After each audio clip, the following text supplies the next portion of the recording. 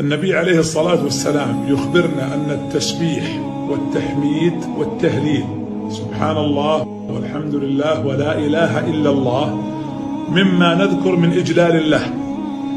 تطوف ينعطفن حول العرش، تطوف حول عرش الرحمن ولها دوي كدوي النحل، صوت. ليش؟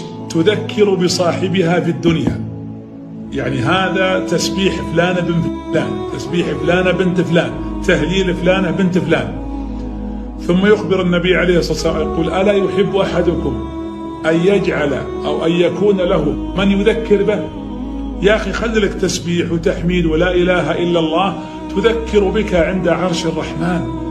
اذكروني أذكركم، من ذكرني في نفسه ذكرته في نفسي، ومن ذكرني في ملأ ذكرته في ملأ خير منه.